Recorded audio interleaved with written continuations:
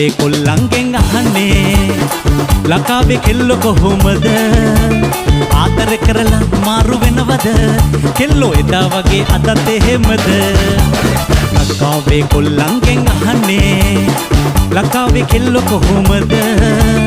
ආදර කරලා මාරු වෙනවද කෙල්ලෝ එදා වගේ අදත් එහෙමද ආපේ කෙල්ලෝ ලස්සනයි මොන වාගේ ලව් කරයි